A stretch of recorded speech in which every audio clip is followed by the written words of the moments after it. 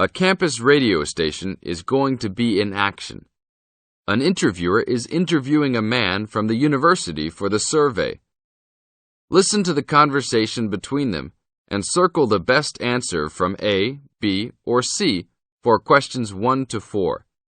You now have some time to read questions 1 to 4.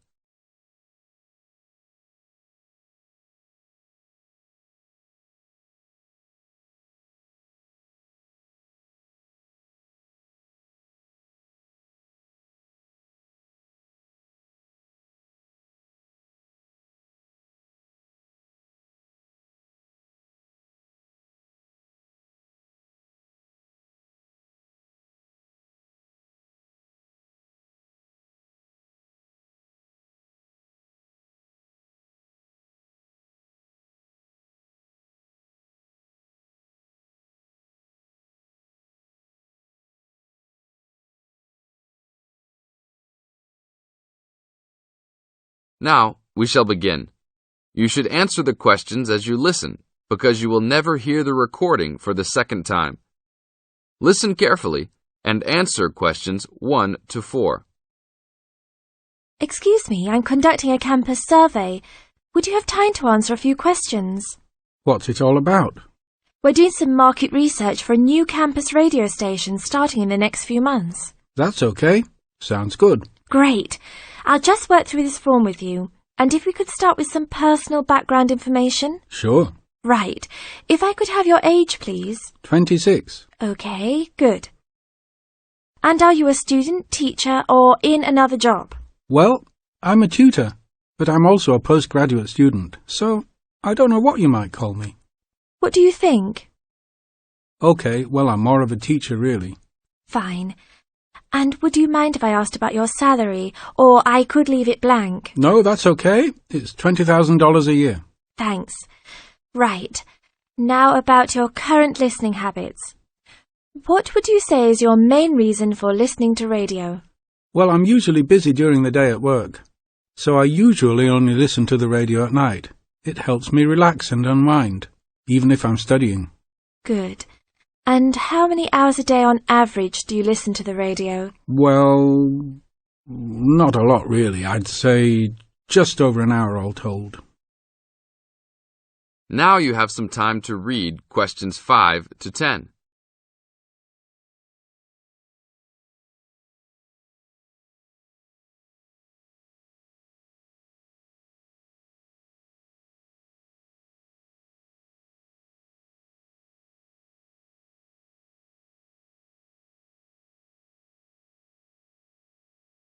Now listen to the second part of the interview and answer questions 5 to 10. So, what are the 2 main times of the day that you listen to the radio? Well, for a little while around breakfast time, and then it tends to be later, after dinner, when I've finished any serious work I need to do. And what sort of radio programs do you like? I like the news, but I also like classical music. It helps me to relax. Fine. And turning to the new campus station, which type of programs would you prefer? I think the existing radio stations cater for my need for news. So I'd like to see programs about local information, providing a service to the campus community. And in the same vein, perhaps more for academic viewers, some lectures or relevant programs. I see. And if you had to give the new director some specific advice when they set up the station, what would you tell them? I think I'd advise them to be careful about the quality of the broadcasts. The sound system. There are a lot of radio stations, and people can change their loyalty quickly if it doesn't meet their needs. I think they should do more of these kinds of interview too, talking with existing and potential customers. Oh, I'm pleased you think it's useful. Certainly, yeah. Good. Now, this station will not be fully funded by the university. So how often do you think it is tolerable to have adverts? I think, out of that list, I'd say every quarter of an hour. Of course, that's providing they don't last for 10 minutes each time. Oh, quite. And are you interested in attending any of the special promotions for the new station? Yes, I'd be happy to. as long as they're held on the campus or nearby. OK, I'll note that down. And finally, may we put you on our mailing list? Well, I prefer not, except for the information about the promotions you just mentioned. OK. Can I have your name and address? Of course. I have a card I can give you. Oh, great. And thanks a lot for your time, and we look forward to seeing you. Yeah, sure.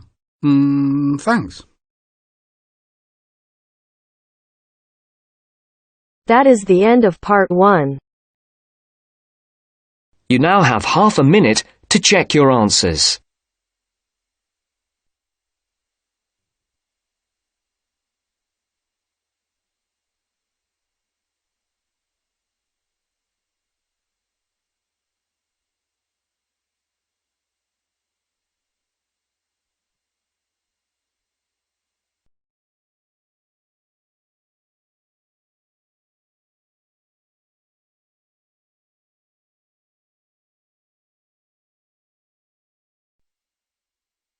Now turns to part 2. Part 2. You will hear a conversation between an IELTS candidate and an IELTS administrator. First, you have some time to look at questions 11 to 15.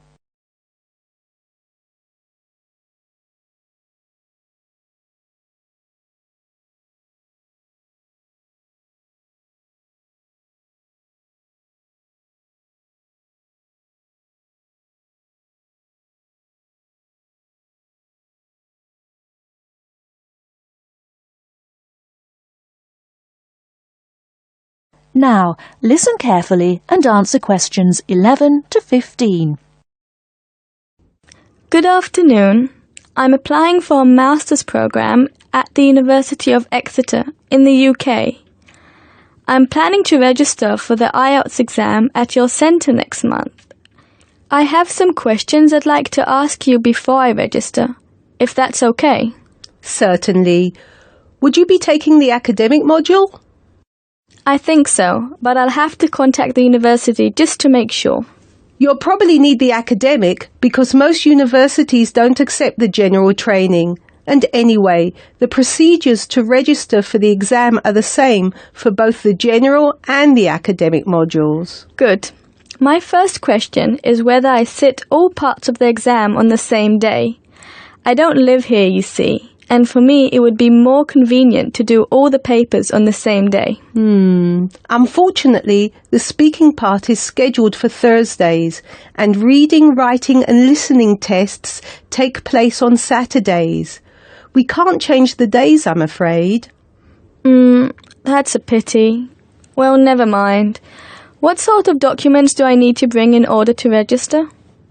You'll have to fill in the IELTS application form and bring an ID, a copy of your ID, and 2 passport-size photos on a white background. Will any ID do? We only accept original passports and national IDs. That's good to know.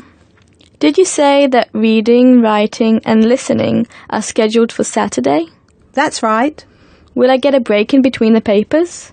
I'm afraid there aren't any breaks between the papers. Each paper takes an hour to complete, so it's 3 hours straight through. You'll first do listening, and then reading, followed by the writing test. This is a standard requirement from Cambridge. Before you hear the rest of the talk, you have some time to look at questions 16 to 20.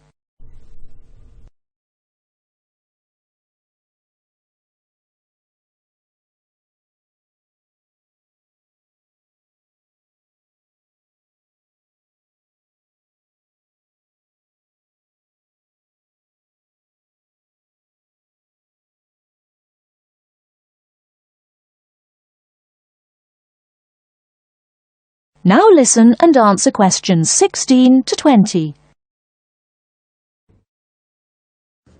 Okay, and how soon after the test can I pick up my results? It takes 13 calendar days for the results to be processed. Can you let me know how much it is and the form of payment? The examination fee is $200 US. You can pay by credit or debit card. We also accept checks.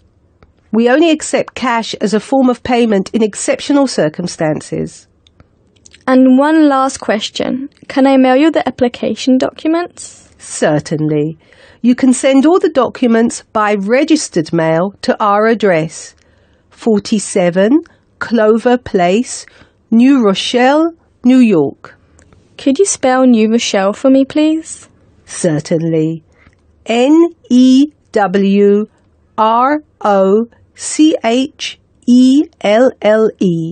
Could I have the zip code as well? Sure.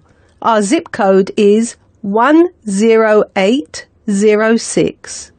Thanks. You can also email us at inquiry@examsmail.com or phone us at 325-9082. I think that's all.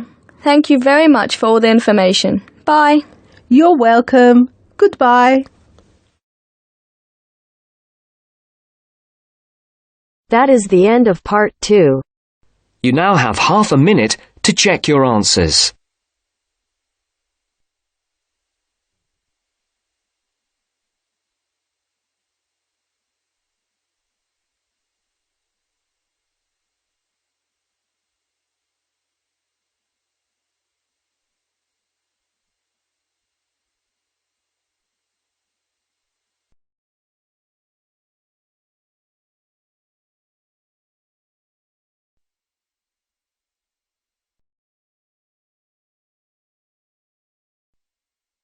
Now turns to part 3. Part 3. I have with me today Matthew East, a registered osteopath and a supporter of alternative techniques in healthcare. Matthew, can you tell us more about osteopathy? First, you have some time to look at questions 21 to 26.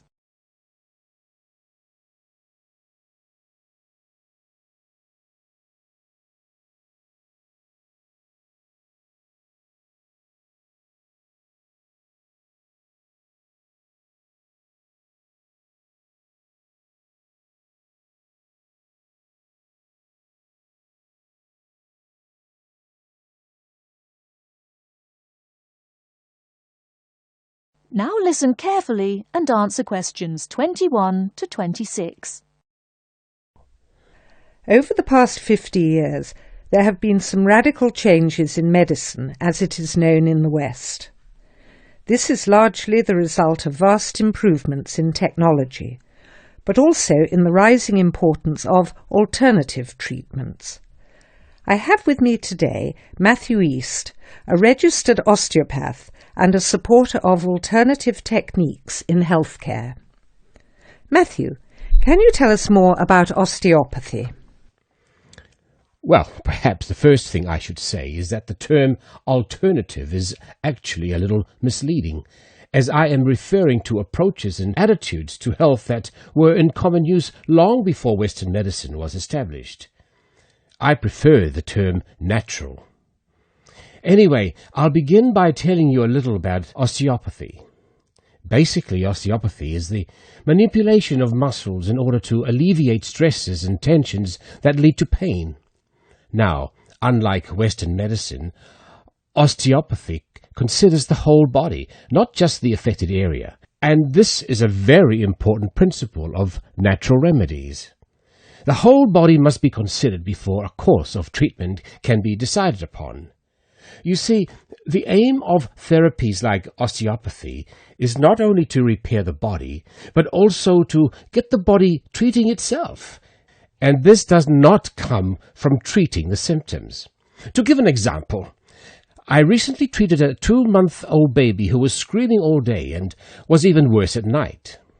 The couple had taken the baby to their doctor, but the only advice they were given was that the baby would grow out of it.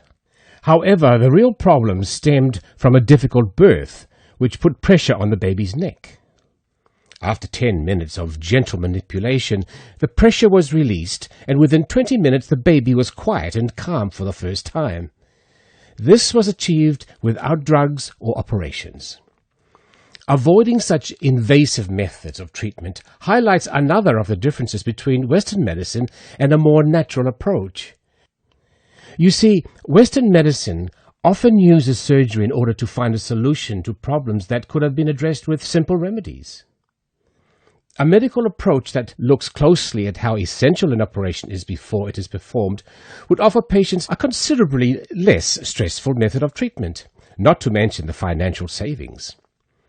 Natural remedies actually amount to about 10% of the cost of a Western course of treatment.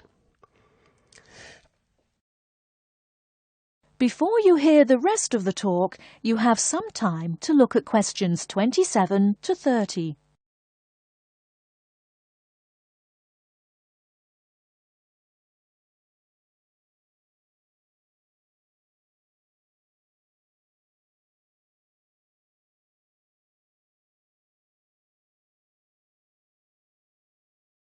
Now listen and answer questions 27 to 30. I'd like to mention the subject of surgery again a little later, but I would like to say at this point that there are those that claim that the benefits of osteopathy and herbal therapies are largely psychological, that they have not undergone the clinical trials that pharmaceuticals have. To answer that, you only need to look at the example I gave earlier of the baby that stopped crying less than an hour after treatment, but was obviously far too young to react because of purely psychological factors. Another example can be seen in the successful use of acupuncture in the treatment of animals. In response to criticism regarding clinical trials, it is worth noting that the power of pharmaceutical companies is such that, although some drugs fail the standards required of them, they are sometimes still prescribed by doctors. Moving on to another point, it should be stressed that natural remedies, in addition to having no side effects, can also be applied to any patient. Now, I'm not suggesting that the same treatments are used indiscriminately. Although natural remedies can be used with any age group, the treatment selected is very specific to the person. By this I mean that not only the general health of the patient needs to be considered, but also their habits, diet, and lifestyle in order to build a complete picture. However, I am not suggesting that we should reject Western medicine entirely. In fact, there have been occasions when I have referred patients to their doctor, as I felt that in those cases it was the most suitable course of action. There are many situations in which it is by far the best option. Take emergency surgery, for example. Obviously, more natural remedies do not provide the speed required in such cases. The best solution would therefore be an open-minded combination of the two forms. Well, thank you very much, Matthew. That was a very interesting insight into natural treatments. Next week we'll be inviting Dr. Moore. That's Moore, onto the programme to argue his case as a doctor. Until next week, then, goodbye. That is the end of part 3. You now have half a minute to check your answers.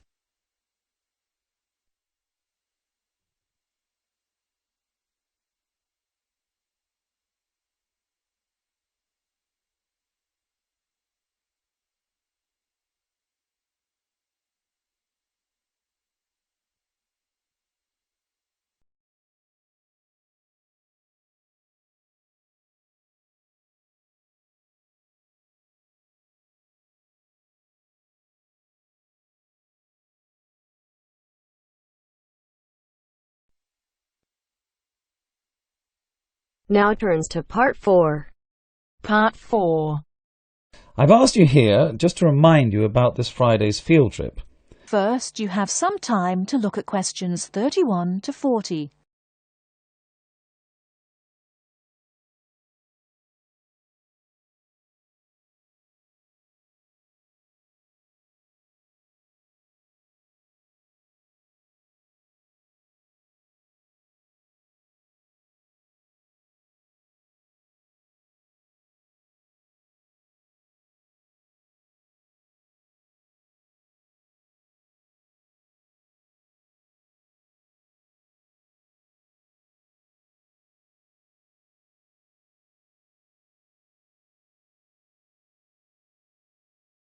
Now listen carefully and answer questions 31 to 40.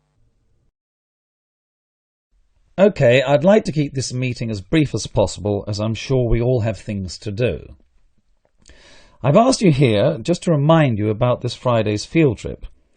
This is the first of many field trips you'll be going on, so there are a few rules I'd like to make clear now. Most importantly, I want you all to remember that simply because you are leaving the college does not mean that you are not studying.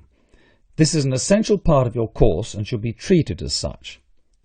There will be 2 assignments for you to complete whilst you are there, and some extension work you will be expected to do over the weekend, so I suggest you all pay attention on the day. Moving on, remember that we are going to a salt marsh and must dress appropriately. High-heeled shoes and t-shirts are not what I consider appropriate.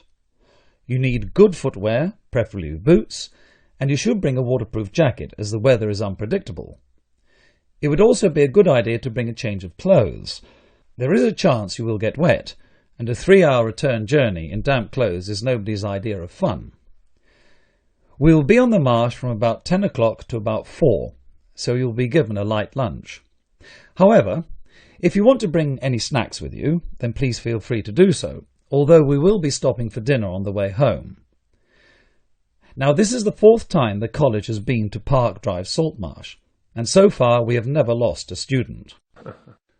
However, remember that there are 28 people going, and if you are late, you will be keeping myself and your colleagues waiting, and at that time in the morning you will not find me very forgiving. Please try to arrive a few minutes before 7. If you are not here on the hour, you risk being left behind. For those of you who are being collected in the evening, you can expect to be back here between 8:30 and 9 p.m.